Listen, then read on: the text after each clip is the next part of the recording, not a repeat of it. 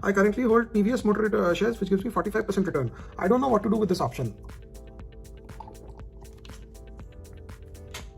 देखो, आज से 15 साल पहले ना इंडिया में टू व्हीलर बहुत फैंसी वाली चीज़ थी। मतलब हीरो होंडा पैसा बहुत बनाता था 95 96 से लेकर 2000 तक। लेकिन धीरे धीरे इकोनॉमी इवॉल्व होती है। पहले एक एस्पिरेशन होता था कोई भी कॉलेज गोअर का, आज से 30 साल पहले जब हम लोग कॉलेज के समय की बात बोल रहे हैं, कि मेरे पास एक बाइक होनी चाहिए, मेरे पास एक बाईसाइकिल होनी चाहिए घर में, अगर छोटे होते हो तो। आज का वो बाइक होने का जो एस्पिरेशन है ना, वो कम हो गया। अब आदमी सीधा सोचता है यार गाड़ी लेनी है अपने को। तो I'm not saying TVS Motor is good or bad or ugly, but what I'm saying is कि conceptually the best of these stocks are behind. तो आपको रिटर्न बन गया, अगर ग्रोथ आ रही है। आप देखें वैसे TVS ग्रुप बहुत अच्छी ग्रुप है, साउथ इंडिया की ग्रुप है, बट वो पुराना वाला फ्लेयर आपको लग रहा है कि यहाँ से स्टॉक वो पुराने जैसे हीरो होंडा ने रिटर्न दिया तो वो सब टाइप का रिटर्न नहीं आएगा। Because aspiration levels have change. India एक खास कंट्री है जहाँ पे 1 लाख की टाटा की नानो की कार फेल हो जाती है बिकॉज लोगों के एस्पिरेशन बड़े हैं। लोग तो 1.5 लाख का फोन खरीद लेते हैं आज के दिन, तो 1 लाख की गाड़ी कौन खरीदेगा। सो एस्पिरेशन जब बढ़ता है इंसान का तो आप अपग्रेड करते हो। जैसे आप अगर फॉरेन कंट्रीज में देखोगे, यूरोप में देखोगे, अमेरिका में देखोगे, वहाँ 10-10 लाख 8-8 लाख 6-6 लाख की बाइक आती है and people are happy to own it. वहाँ बाइक कन्वीनियंस नहीं होती है। बाइक वहाँ पे ज्यादातर आप देखेंगे कि वहाँ पे bike is something for luxury, कि आप संडे के दिन अपनी बाइक निकालेंगे, जोर से आवाज करते हुए चलाएंगे, साइलेंसर उसका तोड़कर, तो सारे मोहल्ले को पता चलेगा इसने एक बाइक खरीदी है बढ़िया वाली। तो ये तो होता था उस समय एस्पिरेशन पहले। बट अगर आप ओवरऑल कॉन्टेक्स्ट से देखेंगे तो मुझे लगता है कि the best of these stocks are behind. But हाँ ठीक है, अगर आप सस्ते खरीद थोड़ा महंगा बेचे तो वो रिटर्न आपका बन सकता है। ये 5 साल 10 साल का व्यू अच्छा है स्टॉक इन्वेस्टमेंट्स के लिए। स्टॉक इंडिविजुअली देखने के लिए ये 5 साल का व्यू कोई बात नहीं, चलो 2 साल पैसे नहीं बनाएंगे तो कोई बात नहीं, उसके बाद बनाएंगे, ये कंसेप्चुअली गलत चीज़ है। तो काफ़ी स्टॉक्स, जैसे मैं बार बार कहता हूँ आपको कि आपका पेंट कंपनी हो गई, आपकी नेस्ले जैसी कंपनी हो गई, डीमार्ट हो गई, ये कहीं फंस नहीं गए हो इस चक्कर में कि यहाँ से इनका पी रेशियो नॉर्मलाइज होगा। क्योंकि डीमार्ट को जब 80-100 का पी मिलता था तो बॉटम लाइन भी उसका 30-35% था। बॉटम लाइन 30-35 आप देखेंगे धीरे धीरे घट के 18-20-15% 20% पे आ गया है।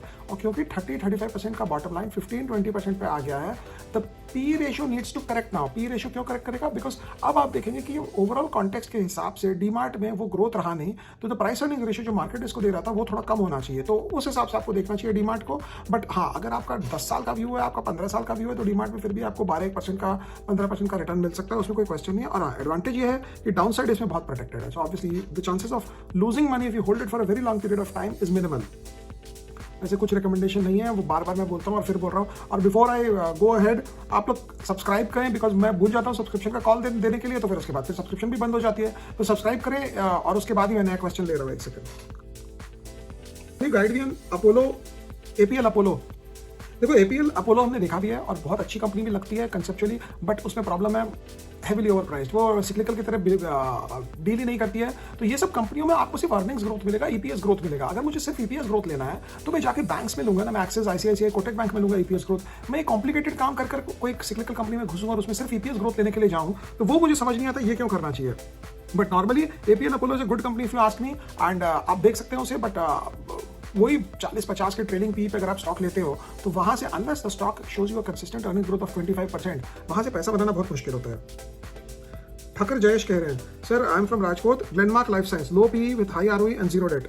ग्लेनमार्क फॉर सम रीजन और दी अदर ये परफॉर्म नहीं किया 2001, 2002, 2003 के बाद। ये डर्मेटोलॉजी और 1-2 चीज में इनके प्रोडक्ट्स ज़्यादा थे थोड़े। बट अगर आप मुझसे पूछेंगे तो फार्मा में अगर आपको थोड़ा डिफेंसिव खेलना है, थोड़ा सेफ खेलना है, तो Cipla and Torrent pharma are good stocks to own which you can think. और वो ज़्यादा इधर उधर नहीं करते कि हम कभी ये कर रहे हैं, एएनडीए के लिए अप्लाई कर रहे हैं, वो कर रहे हैं। या अगर आपको सस्ते में देखना है तो ऑरो फार्मा देख सकते हैं, हैदराबाद बेस्ड कंपनी है। इनका कुछ ना कुछ प्रॉब्लम चलता ही रहता है, बट ये बहुत फास्ट एक्सपेंशन मोड में रहते हैं। एएनडीए लाइंड अप रहते हैं इनके हर वक्त। और आप देखेंगे कि अगर आप ऑरो फार्मा को देखेंगे तो ये स्टॉक प्राइस वॉलेटाइल बहुत है, ऊपर से 40% ऐसे ही गिर जाता है। तो जब भी गिरे हुए में ऑरो फार्मा मिले तो आप देख सकते हैं। और एनालिसिस ऑब्वियसली आपको खुद ही करनी है, हम तो सिर्फ स्टॉक वाइज आपको बता रहे हैं कि किस कंसेप्ट से आपको स्टॉक्स पे जाना है। बट ग्लेनमार्क और थोड़ा कॉम्प्लिकेटेड एंटिटीज है, आई डोंट अंडरस्टैंड ये कुछ कंसिस्टेंटली कुछ परफॉर्म नहीं किया Glenmark, that is my only thing against it.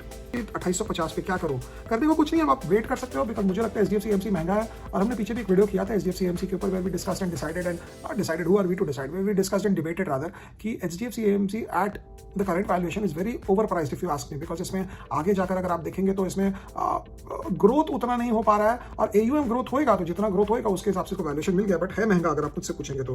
But आप एवरेज ना करें, ऐसा नहीं हो कि ये स्टॉक भी ऐसा हो कि 2-3-4 साल अटकने के फेज में आ गया हो कि अब उसके बाद ही बढ़ेगा नहीं, बिकॉज वैल्यूएशन। हाँ, लेकिन अगर आपका लंबा व्यू है तो फ्री कैश फ्लो बिजनेस है, सारा पैसा जो आएगा फ्री में आएगा। फ्री मतलब क्या, कोई खैरात नहीं आ रही है, फ्री मतलब क्या, वो पैसे का केपेक्स नहीं करना है इनको। और उसके बाद इंपॉर्टेंट बात यह है कि एचडीएफसी एएमसी टाइप कंपनी में एक नेचुरल ग्रोथ है, बिकॉज अगर स्टॉक मार्केट 10% 15% से बढ़ेगा हर साल, तो 10-15% का ग्रोथ तो अपने आप आपका एयूएम कहा जाएगा।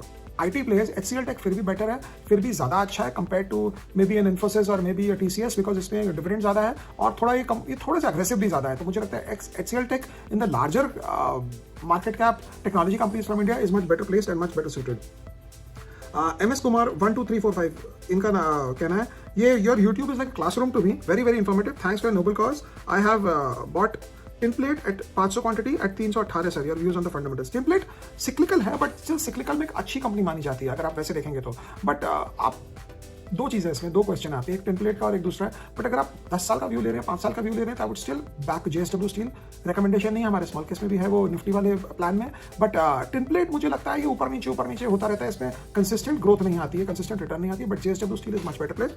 जैसे मुझे याद पड़ता है आज से 15 साल पहले शायद एक न्यूज़ रिपोर्ट आई थी, जब उसमें हम इक्विटी डेस्क चलाते थे, कि मन्नापुरम के ब्रांच से 2.5 लाख रुपया डाकू उठा के ले गए। तो हलचल हो गई, जिनके बाद मन्नापुरम के शेयर कह रहे 2.5 लाख रुपए डाकू उठा के ले गए वहाँ से। फिर किसी ने बोला कि अरे यार ये अच्छी बात है। तो बोला भाई क्यों?